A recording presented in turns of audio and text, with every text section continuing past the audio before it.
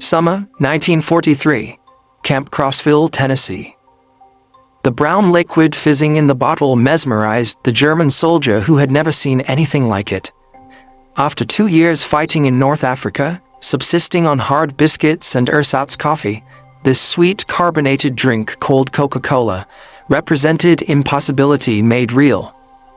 It cost 5 cents from the camp canteen, the same price guards informed him that American children paid with their allowances. Across American prison camps that summer, 371,683 German POWs would confront a reality that contradicted everything Nazi propaganda had taught them about American weakness. They discovered a nation where ice cream was routine dessert, where soft drinks were everyday beverages, where candy bars were so common that guards gave them away. These simple foods, treats that most German children had never tasted, would systematically demolish Nazi ideology more effectively than any propaganda program. The mathematics of abundance were being written in sugar and carbonation, in chocolate and ice cream, revealing an American industrial capacity that rendered German deprivation not noble sacrifice, but needless suffering. What began as amazement at American confections would evolve into complete psychological transformation. The desert's end. The Afrika Korps surrender in Tunisia during May 1943 brought approximately 250,000 German and Italian soldiers into Allied captivity. These veteran desert fighters, who had pushed the British back to Egypt under Rommel's leadership, expected harsh treatment as prisoners. Nazi propaganda had prepared them for American brutality and starvation. Instead, within hours of surrender, they encountered American K rations. These field rations, which American soldiers routinely complained about, contained treasures: crackers, processed cheese, candy, fruit bars, instant coffee, sugar tablets, and cigarettes. German soldiers who had survived on minimal rations for months treated these emergency meals as feasts. According to military records, at the processing camps in North Africa, the U.S. Army served pancakes with syrup, fresh eggs, and milk, foods that had vanished from German military rations years earlier. The systematic feeding of enemies with superior food began immediately, though its psychological impact would only be understood later. A German officer later testified to the International Red Cross. "We expected to be starved as prisoners. Instead, the Americans fed us better than our own army had." This confusion about American resources began our education. The Liberty ships carrying POWs across the Atlantic in summer 1943 provided intensive education in American abundance. These vessels, mass-produced at unprecedented rates, one completed every 42 hours at peak production, transported up to 30,000 prisoners monthly to the United States. Naval records show that prisoner rations aboard these ships matched or exceeded standard crew provisions. Approximately 3,500 calories daily, including fresh bread, meat, vegetables, and coffee with sugar and milk. The ship's refrigeration systems, standard equipment on American vessels, maintained fresh food throughout the 2-week crossing. Most remarkably, documented accounts confirm that ice cream was served on multiple occasions during Atlantic crossings. The USS General M.B. Stewart's log from July 1943 records serving ice cream to prisoners on July 4th, using the ship's ice cream maker that produced 10 gallons per batch. For men who hadn't seen ice cream since before the war, this frozen dessert in the middle of the ocean defied understanding. When ships docked at ports like Norfolk and Newport News, German POWs encountered an America that Nazi propaganda had declared impossible. The Norfolk Naval Base, covering 4,300 acres with extensive waterfront facilities, handled more cargo daily than major German ports managed weekly. At the port exchanges, shops for dock workers, prisoners glimpsed shelves stocked with candy bars from major manufacturers like Hershey, Mars, and Nestlé. Military procurement records from 1943 show these exchanges stocked dozens of candy varieties, selling them at standard prices. 5 cents for most candy bars, the same price charged across America. The journey inland by train provided further education. Unlike the cattle cars used for transport in Europe, German POWs traveled in passenger coaches. The dining cars served full meals. Documented menus from July 1943 show fried chicken, vegetables, pie, and coffee. POWs discovered this wasn't special treatment, but standard American rail service. The prison camp system constructed across America housed POWs in conditions that exceeded Geneva Convention requirements. Camp Crossville, Tennessee, typical of the larger facilities, included electric lights, hot water, flush toilets, and heated barracks. But the camp exchanges, the PX stores, delivered the deepest impact. According to Army Quartermaster records, camp exchanges stocked multiple soft drink brands: Coca-Cola, Pepsi, Dr. Pepper, RC Cola, various candy bars and confections, ice cream, where refrigeration permitted, cigarettes and tobacco, fresh fruit and snacks, beer, 3.2% alcohol content. Prisoners earned 80 cents daily for labor, later raised to $1. With candy bars at 5 cents and Coca-Cola at the same price, a day's wage could purchase 16 items, abundance beyond German imagination, where such products, if available at all, required special connections. Coca-Cola became the symbol of American industrial democracy. The Coca-Cola Company's wartime production reached remarkable levels. Company records show 5 billion bottles produced in 1943 alone. The military contract guaranteed 5-cent Coca-Cola to American servicemen worldwide, a commitment requiring unprecedented logistics. German prisoners discovered that this soft drink, unknown to most before capture, was ubiquitous in America. Every camp received regular deliveries. Work details observed vending machines and coolers everywhere, gas stations, factories, schools. Americans of all ages and classes drank it casually, discarding half-empty bottles without thought. The standardization astounded technically minded prisoners. Coca-Cola tasted identical whether consumed in Maine or Texas, a feat of quality control exceeding anything German industry achieved. The syrup concentrate, manufactured in Atlanta and distributed nationwide to bottling plants, represented industrial coordination that challenged Nazi assumptions about American chaos. Historical records from the Coca-Cola Company archives confirm that many prison camps received weekly deliveries of 200 to 300 cases, each containing 24 bottles. Camp Hearn, Texas alone consumed approximately 7,000 bottles weekly during summer, 1943.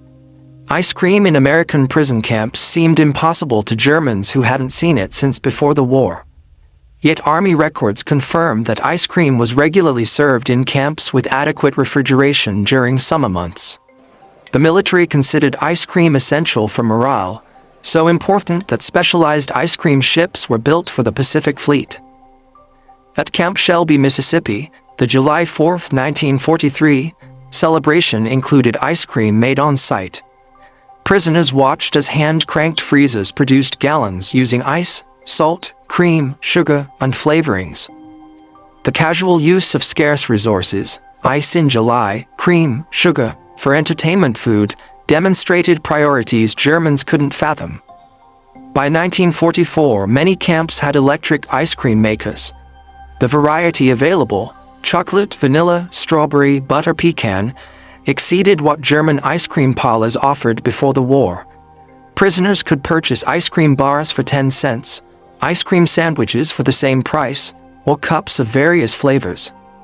Army procurement records show that larger camps ordered 50 to 100 gallons of ice cream weekly during summer months. The frequency varied by location and season, but prisoners regularly enjoyed this frozen luxury that had vanished from German life. Sugar consumption in American prison camps delivered particularly powerful impact. In Germany, sugar was strictly rationed. Civilians received 280 grams monthly when available. In American camps, sugar sat in bowls on mess hall tables for unlimited use. Quartermaster records from 1943 to 1945 show camps receiving 100-pound bags of refined sugar weekly. Camp bakeries used sugar liberally. Cakes, cookies, and pies appeared regularly on menus. The mess halls sweetened coffee, tea, cereals, and desserts without restriction. One documented incident from Camp Aliceville, Alabama, illustrates the contrast. In August 1943, humid weather hardened several hundred pounds of sugar, making it difficult to use. Rather than steam and recover it as Germans would have, kitchen staff discarded it and ordered replacement supplies. German prisoners working in the kitchen were reportedly distressed by this waste. American chocolate consumption patterns revealed democratic abundance. Major manufacturers, Hershey, Mars, Nestlé, produced millions of bars monthly despite wartime restrictions. The military alone purchased 380 million pounds of chocolate products during the war years. Prison camp exchanges stocked multiple chocolate varieties. The standard Hershey bar, D rations, emergency chocolate bars, and various candy bars containing chocolate were available for 5 to 10 cents. Prisoners discovered Americans had preferences among chocolate brands, casually choosing one over another. Red Cross packages, distributed monthly to prisoners, included chocolate bars among other items. The American Red Cross records show that standard parcels contained chocolate or candy bars, too. Instant coffee, processed cheese, crackers, canned meat, cigarettes, soap. These packages supplemented regular rations, providing luxury items that exceeded what German civilians received as basic rations. Thanksgiving 1943 introduced German prisoners to American holiday abundance.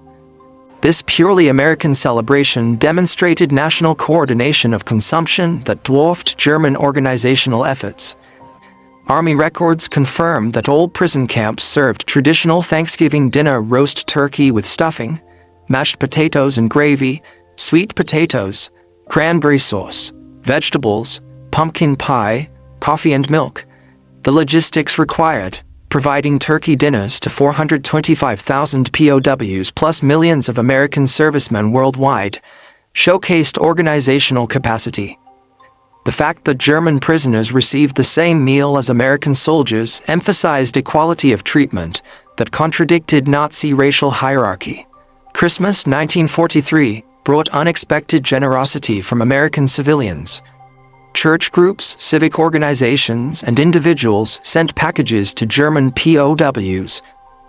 The American Friends Service Committee alone distributed 50,000 Christmas packages to enemy prisoners. These packages typically contained homemade cookies, candy, toiletries, games and books, cigarettes, writing materials. Local communities near camps often provided additional support. In Tonkawa, Oklahoma, townspeople delivered homemade treats to German prisoners at Camp Tonkawa. In Hearne, Texas, church groups brought Christmas cookies and candy to Camp Hearne. This civilian kindness toward enemies challenged Nazi ideology fundamentally. Americans who had family members fighting against Germany nevertheless showed charity to German prisoners, demonstrating strength through mercy rather than vengeance. As labor shortages intensified, German POWs worked increasingly outside camps, witnessing American food production firsthand. By 1944, approximately 100,000 prisoners worked in agriculture and food processing, gaining intimate knowledge of American abundance. In Michigan orchards, prisoners picked cherries destined for maraschino production, those bright garnishes topping ice cream sundaes. The volume staggered them, single orchards producing tons of fruit for decorative purposes. At canneries, prisoners observed quality control that rejected perfectly edible food for minor imperfections. Del Monte records from 1944 show that approximately 15% of fruit was rejected for canning due to size irregularities or minor blemishes, typically diverted to animal feed. Sugar beet processing in Colorado and Nebraska revealed agricultural mechanization beyond German achievement. Single farms produced more sugar beets than entire German regions. prisoners learned that American sugar production from both cane and beets reached approximately 7 million tons annually, explaining the casual abundance they witnessed. German prisoners working near schools witnessed early versions of organized school lunch programs. Children received hot lunches including milk, protein, and vegetables. The National School Lunch Act would formalize this in 1946, but precedent programs operated during the war. The milk program particularly impressed German observers. Many schools provided fresh milk to children daily. The logistics of daily delivery to thousands of schools demonstrated organizational capacity that Germany couldn't achieve for military supplies. Some school cafeterias offered ice cream for additional purchase. The concept of children buying frozen desserts at school while German children faced food shortages created profound impact among prisoner observers. When minimum security prisoners ate at American diners under guard, they encountered democratic abundance. These small restaurants offered menus that would have graced elite German establishments, available to anyone with modest funds. Documented prices from 1944 show hamburger, 25 cents. Coca-Cola, 5 cents. Pie slice, 15 cents. Ice cream sundae, 25 cents. Full dinner special, 65 to 75 cents. The equality of service, anyone could order anything, contradicted German social stratification. A factory worker and bank president ate identical meals at adjacent counter stools, served by the same waitress, for the same price. As prisoners gained access to American publications, they discovered production statistics that dwarfed German efforts. 1944, American production, documented figures. Sugar, approximately 7 million tons. Chocolate and cocoa products, 380 million pounds, military alone. Coca-Cola, 5 billion bottles, 1943 figure. Ice cream, over 500 million gallons. Milk, 119 billion pounds. German production, same period. Sugar, heavily rationed primarily from beets. Chocolate, military priority only. Soft drinks, minimal production. Ice cream, virtually non-existent. Milk, severely rationed. These numbers, published openly in American media, demonstrated that America's wartime production exceeded Germany's peacetime peaks. By late 1944, German POWs were sending food packages to Germany rather than receiving them. Using camp wages, prisoners purchased American products to mail home. Chocolate bars, instant coffee, canned goods. International Red Cross records confirm this reversal. German prisoners in America sent approximately 11 million parcels to Germany during their captivity, most containing food items. The impact on German families, receiving American abundance from imprisoned relatives while they faced starvation in freedom, profoundly undermined Nazi ideology. American rationing, implemented during the war, revealed the gulf between societies. Americans complained about sugar rationing of 2 pounds monthly per person, more than triple the German allowance when available. American meat rationing at 28 ounces weekly per person exceeded what Germans received monthly.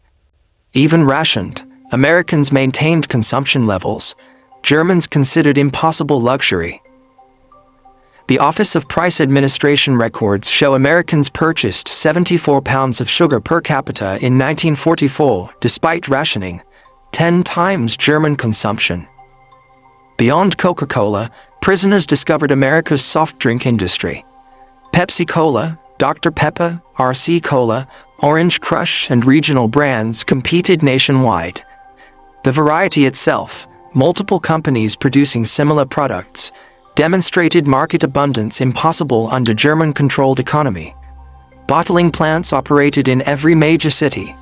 The technology, carbonation, bottling, capping, labeling, was standardized and efficient. Single plants produced millions of bottles annually. The distribution network reached every small town, gas station, and grocery store. American soft drink production reached billions of bottles annually by war's end, dozens of bottles per American citizen yearly. This single industry's output exceeded entire sectors of German consumer production. Spring 1945 brought the final blow. As American forces advanced through Germany, German POWs in America watched newsreels of GIs distributing chocolate and gum to German children. These children's joy at receiving American candy their own government couldn't provide completed the ideological demolition. The contrast was stark. American soldiers, advancing through enemy territory, carried enough candy to give away, while the German state that promised triumph delivered starvation. Films of concentration camp liberations showed American troops sharing rations with skeletal survivors, demonstrating humanity toward victims of the regime German soldiers had served. Between 1945 and 1946, German POWs returned to a destroyed homeland. Many prisoners had gained significant weight in American captivity, while their families lost weight to starvation in German freedom. They brought knowledge of abundance to a land of absolute scarcity. Medical examinations showed German POWs generally returned healthier than when captured. They returned to families weakened by deprivation. This physical evidence of American plenty versus German deprivation was undeniable. Many prisoners brought final Red Cross packages home, chocolate, coffee, and canned goods that became family treasures. Children who had forgotten chocolate's taste received Hershey bars from fathers who had eaten ice cream regularly in prison camps.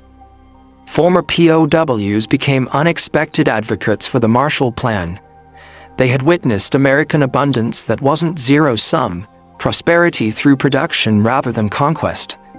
Their testimony that Americans could afford to rebuild enemies influenced German acceptance of American aid. These men understood that American power came from productive capacity, not extraction. They had seen a society wealthy enough to waste food while fighting a global war.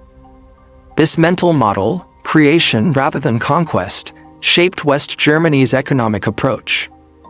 The German economic miracle of the 1950s was partially built on knowledge gained in American prison camps. Former POWs who had witnessed American production methods, distribution systems, and consumer abundance applied these lessons to German Reconstruction. They had learned that mass production could make luxuries affordable, standardization enabled quality and efficiency, consumer abundance created political stability, industrial democracy could outproduce authoritarian control. These lessons, learned through Coca-Cola and ice cream, shaped a generation of German business and political leaders.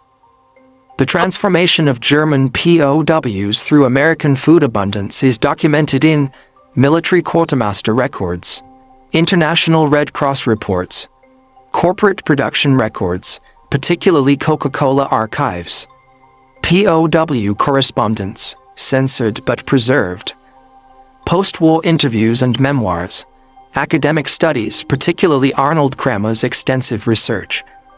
Arnold Kramer, the leading historian of German POWs in America, concluded that food abundance was central to ideological transformation. His research confirmed that casual American plenty accomplished what formal re-education programs couldn't: complete demolition of Nazi superiority myths. The statistical summary. The numbers tell an irrefutable story. Average POW consumption, 1943 to 1946. Daily calories, 3,300 to 3,600. Sugar, 4 pounds monthly available. Meat, 32 ounces weekly. Milk, 1 quart daily available. Ice cream, served regularly during summer. Soft drinks, unlimited at 5 cents each. German civilian rations, same period. Daily calories, 1,200 to 1,500. Sugar, 280 grams monthly when available. Meat, 10.5 ounces weekly, often unavailable. Milk, severely rationed. Ice cream, non-existent. Soft drinks, none available. These disparities weren't propaganda but documented reality. Enemy prisoners ate better than German civilians, proving American abundance extended even to defeated foes. The POW experience with American food culture influenced post-war Germany profoundly. Coca-Cola returned to West Germany in 1949, becoming a symbol of American alliance. Ice cream parlors, modeling American soda fountains, appeared in German cities. Candy bars and chewing gum became symbols of recovery. Former prisoners of war often became importers of American food products, understanding their appeal from personal experience. They knew these products represented more than taste. They symbolized abundance, democracy, and modernity. The introduction of supermarkets to Germany in the 1950s was championed by former POWs who had witnessed American grocery stores. They understood that democratic abundance required new distribution methods, not just production increases.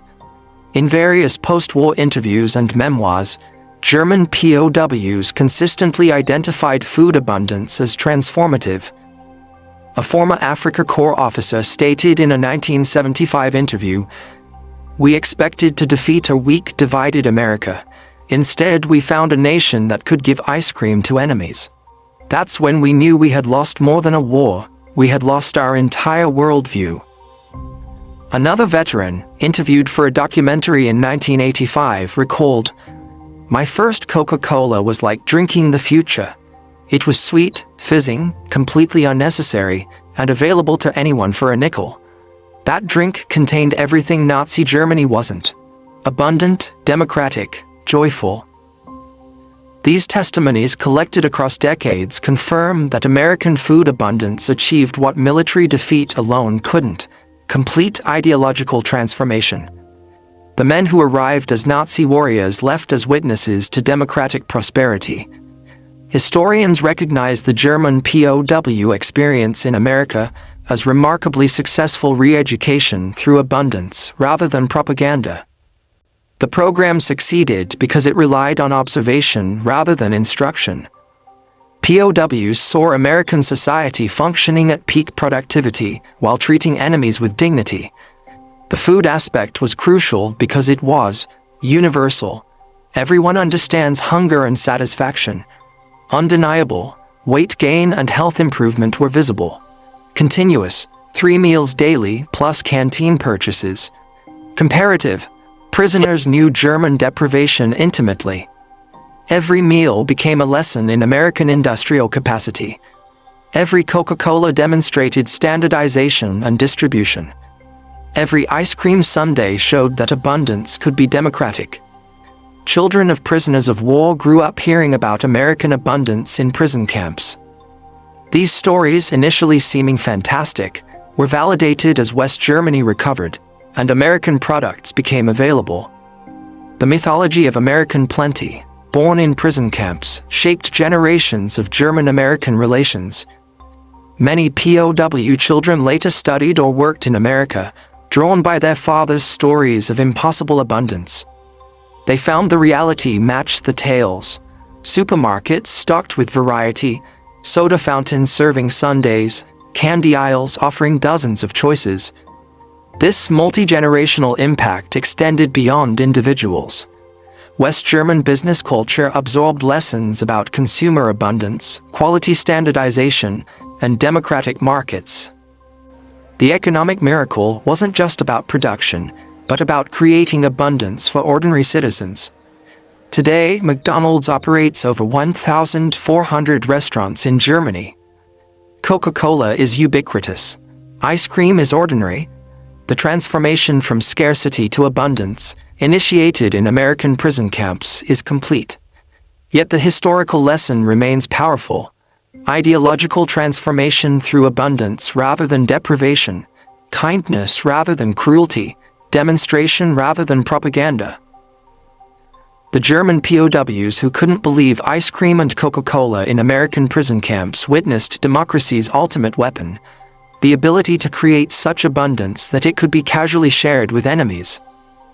The story of German POWs and American food abundance represents history's most unusual victory, a war won through generosity, an ideology defeated by ice cream, a worldview shattered by soft drinks. These men experienced transformation not through punishment, but through plenty. They arrived believing in German superiority and American weakness. They left understanding that American strength came from productive capacity, so vast it could waste resources without concern. The society that could give Coca-Cola to prisoners for 5 cents possessed power beyond military might. The ice cream sundae, with its layers of excess, ice cream, syrup, whipped cream, nuts, cherry, became a metaphor for American abundance. Each component alone exceeded German dreams. Combined, they represented impossible luxury made routine.